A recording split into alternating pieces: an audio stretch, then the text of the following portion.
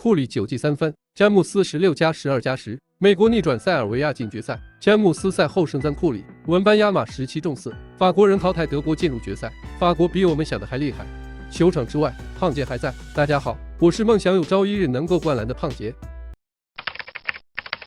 2024巴黎奥运会男子篮球半决赛，美国男篮95-91逆转淘汰塞尔维亚男篮，晋级决赛。另一场半决赛，东道主法国男篮73-69战胜德国男篮。如此一来，美国男篮将与法国男篮争夺金牌，塞尔维亚男篮将与德国男篮争夺铜牌。美国男篮凭借全胜战绩强势闯入巴黎奥运会男子篮球4强，其中包括小组赛期间以110-84大胜塞尔维亚男篮。反观塞尔维亚男篮小组赛期间取得2胜1负，晋级8强，随即在1/4决赛中上演大逆转，历经加时赛淘汰澳大利亚男篮，闯入4强。奥运会历史战绩方面，美国男篮过往17次闯入决赛，16次夺取金牌。美国首发库里、布克、霍勒迪、詹姆斯、恩比德；塞尔维亚首发彼得鲁舍夫、博格丹、多布里奇、约基奇、阿弗拉莫维奇。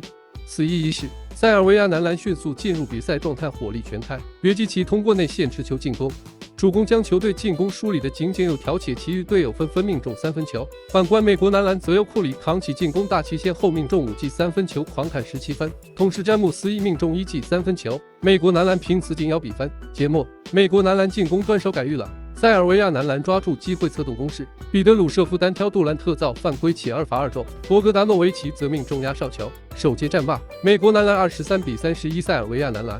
进入次节，爱德华兹率先跳投取分，塞尔维亚男篮迅速给予回击，古杜西奇、米西奇纷纷投中3分球，且约基奇打成2+1。塞尔维亚男篮轰出一波11-0，瞬间将领先优势扩大至17分。紧接着，恩比德携布克通过中远距离跳投率队轰出一波7-0，塞尔维亚男篮随即连取5分，但恩比德延续火热手感持续得分。节末，阿弗拉莫维奇通过3分球，法兰持续取分，美国男篮则由库里再中3分球，且詹姆斯打成2+1。半场结束，美国男篮43-54落后塞尔维亚男篮11分。上半场，塞尔维亚男篮3分球19投10中，美国男篮3分球19投9中。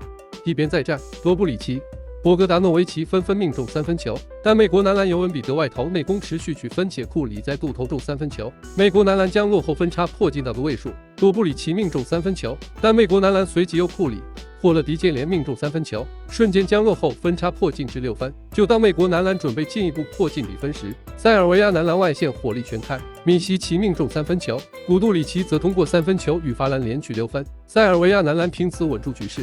3节战罢，美国男篮63-76落后塞尔维亚男篮13分，双方3分球命中率均高达50%。末节较量，詹姆斯、库里、杜兰特以及布克先后投篮出手命中，美国男篮凭此轰出一波10-2，瞬间将落后分差迫近至5分。随后，双方通过跳投、反击及罚篮交替生分。紧接着，恩比德携杜兰特率队轰出一波得分小高潮，将比分追为84-84平。而后，库里外投内突率队轰出一波7-2，美国男篮91-86。尾声阶段，博格达诺维奇打成2+1。杜兰特中投给予回击，约基奇出手取分，库里造犯规2罚2中锁定胜局。最终，美国男篮95-91战胜塞尔维亚男篮，晋级决赛。美国男篮这边，库里36分8板，恩比德19分，詹姆斯16分12板10助，杜兰特9分。塞尔维亚方面，彼得鲁舍夫9分，约基奇17分5板11助，博格丹20分，阿弗拉莫维奇15分。尽管赢得了比赛，但美国男篮这场暴露出了不少问题。首先是科尔排兵布阵还是太固执了，又是库里加布克加霍勒迪3后卫，美国男篮防守被爆，外线频繁漏人，不知道科尔怎么想的，有杜兰特这个国际大杀器，却不让他首发。其次，美国男篮外线防守糟糕，塞尔维亚3分球39中15。第三，美国男篮失误较多，全队出现了10次。最后一点，库里首节手感火热，结果打了不到8分钟，立刻被科尔换下。再如第3节某个时间段，詹姆斯和库里联手推到6分，科尔换上替补，瞬间又被拉开到15分。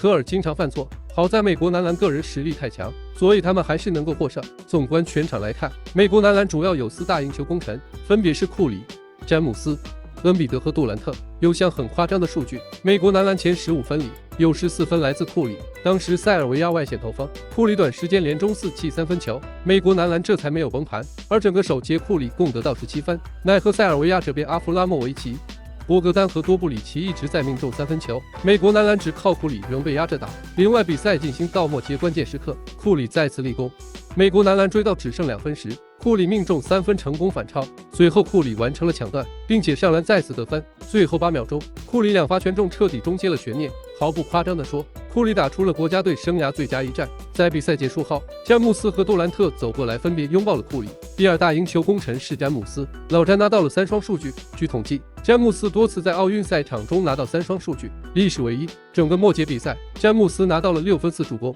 每次得分都非常关键，同时还能给队友创造机会。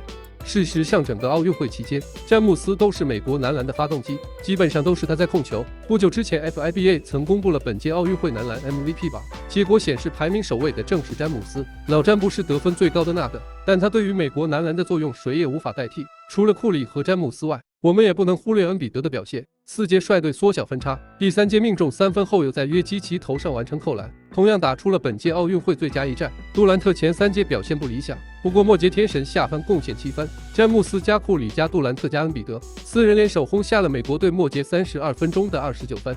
比赛结束后，詹姆斯接受了采访，谈到自己斩获了3双数据时，詹姆斯说道：“无论球队需要我扮演什么角色，我明白我需要面面俱到。归根结底，我来这里就是想赢球，赢得金牌，这是我唯一的心态，与任何数据无关。”这番话很好理解，詹姆斯并不在乎数据，他只想赢球，最后才是重点。谈到库里命中9记3分砍下36分时，詹姆斯表示：“库里今天打出了熟悉的配方，这是我见过他打过的最出色的比赛之一。我们都知道库里是什么级别的球员，没有他我们赢不了，他是历史最伟大的投手。”詹姆斯可谓分析透彻，库里是历史上最伟大的投手，无论是在 NBA 还是在国际赛场都没有任何争议。接下来詹姆斯还谈到了塞尔维亚的表现，老詹说道：“塞尔维亚队打出了完美的比赛，他们迫使我们发挥出了所能达到的最高竞技水平。我不知道我还有多少机会和时间去竞争一些重要的东西，去打一些关键的比赛。今晚的这一场就很关键。”詹姆斯非常谦虚，赢球也不忘称赞对手。最后，美国男篮总决赛的对手是法国男篮，坦白来讲应该没有什么悬念，法国男篮的硬实力没有塞尔维亚强。法国与德国的比赛，最后关头实在是太精彩。德国这一场比赛输得挺憋屈，也挺冤枉。法国首发：巴图姆、科尔蒂尼耶、尼利基纳、文班亚马、亚布塞莱；德国首发：小瓦格纳、沃格特曼、泰斯、施罗德、奥布斯特。首节开始，德国队率先发威，施罗德和小瓦格纳连续得分，率队打出16-7开局。法国队迅速回敬一波7-0迫近比分，但是德国又接连冲击内线，造杀伤拉开分差。首节战罢，德国以25-18领先7分。4节上来，德国上来先中3分领先到10分，但是随后法国队开始展现顶级防守。第2节后9分半钟时间，竟让德国队拿到5分。虽然法国队本届手感也不佳，但是依靠着单节15-8还是追平了比分。半场两队打成33-33平手。施罗德和小瓦格纳各7分，法国这边科尔迪尼耶11分，文班亚马7分5板，亚布塞莱6分。一边再战，双方你一球我一球，打到45-45平手。随后巴图姆打成2+1稍稍领先，达瓦格纳暴扣，施罗德跳投反超比分，但是科尔迪尼耶和富尼耶连中3分，率队打出一波8-1重夺领先。3节战罢，法国队以56-50领先6分。末节开打，尼利基纳和文班亚马合力打出一波10-3领先到2位数，泰斯和邦加迅速率队回敬一波15-4追到只差2分。比赛还剩最后38秒，巴图姆投丢3分，但是小瓦格纳抢篮板出界，法国队球权还有12秒，文班亚马关键罚球2罚仅1中领先3分。德国还有10秒，法国选择犯规战术，施罗德2罚也仅1中，科尔迪尼耶则稳稳罚中2球杀死比赛，施罗德3分投丢，法国获胜。法国队这边，巴图姆9分，科尔迪尼耶16分7板，文班亚马17中4拿到11分7板3帽，亚布塞莱17分7板，莱索尔10分。德国队方面，施罗德18中6拿到18分，泰斯8分11板6助，小瓦格纳10分9板。本期视频就先讲这么多，如果你喜欢胖杰的视频，记得按赞订阅，我们下期视频再见。